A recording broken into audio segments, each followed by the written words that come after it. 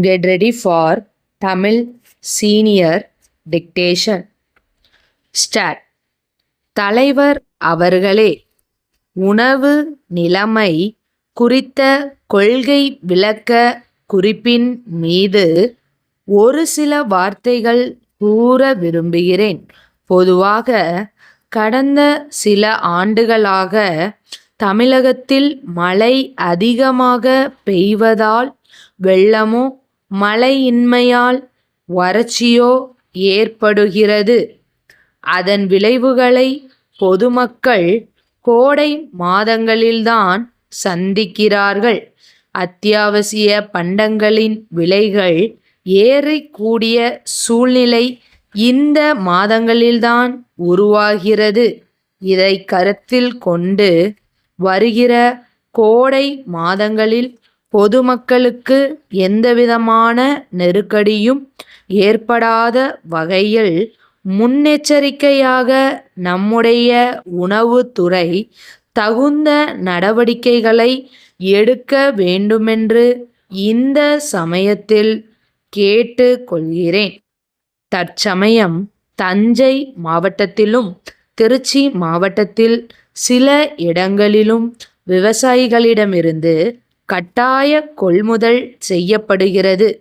பொது விநியோக முறையின் கீழ் ஏழை எளிய மக்களுக்கு அரிசி கிடைக்கவும் சத்துணவு திட்டத்தை நடைமுறைப்படுத்தவும் போதுமான அரிசி கையிருப்பில் இருக்க வேண்டியது மிகவும் அவசியம். ஆகவே அரசு தற்போது மேற்கொண்டுள்ள கட்டாய நெல் கொள்முதல் திட்டத்தை நான் வரவேற்கிறேன். கொள்முதல் நிலையங்களில் பணியாற்றும் ஊழியர்களின் பணியை நிரந்தரப்படுத்த வேண்டும் என்ற ஒரு கோரிக்கை நீண்ட நாட்களாகவே இருந்து வருகிறது. அந்த கோரிக்கையையும் அவர்களுடைய மற்ற வேண்டுகோள்களையும் அரசு பரிவுடன் பரிசீலித்தால் அந்த ஊழியர்கள் தங்கள் பணியில் ஊக்கத்துடன் ஈடுபட உதவியாக இருக்கும் என்பதை இந்த நேரத்தில் தெரிவித்துக் கொள்ள விரும்புகிறேன். நமது மாநிலத்தை பொறுத்தவரையில் அரிசிக்கு அடுத்தபடியாக பருப்பு முக்கிய உணவு பொருளாக இருக்கிறது. பருப்பு இல்லாமல் கல்யாணமா என்று ஒரு பழமொழி தமிழ்நாட்டில் வழங்கி வருகிறது. முக்கியமாக அசைவ உணவு சாப்பிடும் பழக்கம் இல்லாதவர்கள் பருப்பு வகைகளை அதிகம் உணவில் சேர்த்து கொள்வது அவர்களுடைய உடல் நலத்திற்கு நல்லது என்று மருத்துவர்கள் கூறுகிறார்கள். பருப்பு சாகுபடியை அதிகரிப்பதற்காக நாம் ஒரு சிறப்பு திட்டத்தை நடைமுறைப்படுத்தி வந்தாலும் கூட நமது தேவைகளுக்கு நாம் இப்போதும் வட மாநிலங்களையே நம்பி இருக்க வேண்டிய சூழ்நிலை இருக்கிறது. ஆகவே நாம் ஒரு விஷயத்தில் முன்னெச்சரிக்கையாக இருக்க வேண்டியிருக்கிறது. தூரம் பருப்புடன் அதை போலவே தோற்றம் அளிக்கிற ஆனால் தீராத வியாதிகளுக்கு காரணமாக இருக்கிற வேறு ஒரு பருப்பு வகை கலப்படம் செய்யப்படுகிறது. அவ்வாறு கலப்படம் செய்யப்படுவது வட மாநிலங்களில் சில இடங்களில் கண்டுபிடிக்கப்பட்டிருப்பதாக பத்திரிகைகளில் செய்தி வந்திருக்கிறது.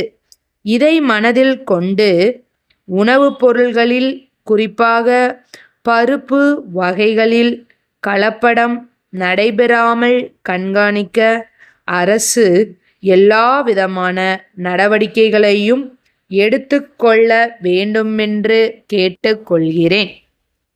அடுத்து, உணவகங்களில் வழங்கப்படும் உணவுப் பொருள்களின் விலை நாளுக்கு நாள் உயர்ந்து கொண்டே போகிறது. விலை குறைக்கப்பட்டால் தரமும் அளவும் குறைந்து விடுகிறது. இதற்கு நடவடிக்கை எடுக்க வேண்டுமென்று கேட்டுக்கொள்கிறேன்.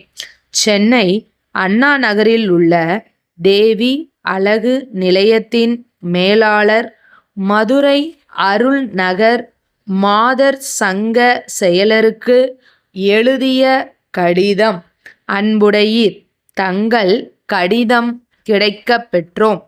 மதுரையில் எங்கள் நிலையத்தின் கிளை திறக்கப்பட இருப்பது குறித்த விளம்பரத்தை பார்த்துவிட்டு ஆர்வத்துடன் தாங்கள் கடிதம் எழுதியமைக்கு நன்றி. தங்கள் கடிதத்தில் கேட்டுள்ள விவரங்களை அளிப்பதில் மகிழ்ச்சி அடைகிறோம். பெண்களின் உடல் அமைப்பை புலவர்கள் கொடிக்கு ஒப்பிடுகிறார்கள். அத்தகைய கொடி போன்ற உடல் அமைப்பு சிலருக்கு பிறவியிலேயே அமைந்து விடுகிறது. ஆனால் பலருக்கு அவ்வாறு அமைவது இல்லை. அவர்களும் சில பயிற்சிகளின் மூலம் பொலிவான தோற்றத்தை பெற முடியும். ஆனால் இன்றைய பரபரப்பான உலகில் பெண்களுக்கு அத்தகைய பயிற்சிகளை செய்ய நேரம் கிடைப்பதில்லை. எனவே எளிய முறையில் சீரான உடல் அமைப்பை எல்லா வயதினரும் பெற எங்கள் நிலையம் முனைகிறது. எங்கள் எளிதான முறைகள் விஞ்ஞான பூர்வமானவை. இந்த முறைகள் மேல்நாடுகளில் வெற்றிகரமான விளைவுகளை ஏற்படுத்தி உள்ளதால் உடல் நலத்திற்கு ஊறு விளைவிப்பதில்லை. நீராவி குளியல் வசதி, சிகை அலங்கார நிலையம் மற்றும் ஒப்பனை செய்யும் பணியும் உண்டு. தங்கள் நம்பிக்கை உள்ள ஸ்டாப்